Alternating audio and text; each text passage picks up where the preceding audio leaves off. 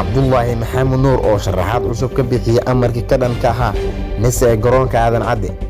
Wasiirka Amniga Soomaaliya Cabdullaahi Maxamed Nuur oo xalay agaasimaha ku meel gaarka ee Nise Yaasiin Fari ku amray in ciidanka nise uu ka soo saaro gudaha garoonka diyaaradaha Aadan Cadde ee magaalada Muqdisho ayaa faahfaahin dheeraad ah ka bixiyay amarkaas. Wasiirka ayaa qoraal kale uu soo saaray waxa uu ku sheegay in amarkaas uusan quusayn ciidamada nise ee ilaaliya baraha koontarool ee laga galo garoonka, balse uu ku kooban yahay dhar cadda ka howlgasha gudaha garoonka. Isbeddelka la xiriira ciidamada nise ee ka howlgala garoonka Aadan Cadde waxa uu quseeyaa oo kaliya ciidamada dhar cadda ah ee ka howlgala gudaha garoonka diyaaradaha terminaalka.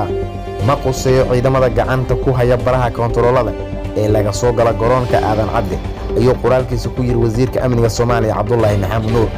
Wasiirka ayaa qoraal uu soo saaray fiidkii hore ee xalay waxa uu ku shaaciyay in go'aanka ciidanka nise looga saarayo garoonka la qaatay kadib markii ay bateen cabashooyin ay soo gudbiyeen hay'adaha dowladda ee ka howlgala gudaha garoonka.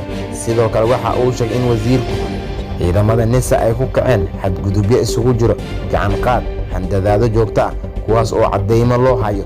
Sida uu sheegay, amarka wasiirka ee lagu dalbaday in ciidanka dhar cadda ah ee nise laga saaro gudaha garoonka Aadan Cadde ayaa laga sugaya Yaasiin Fari inuu dhaqan geliyo hadda maanta ah, sida ku cad warqadda wasiirka amniga.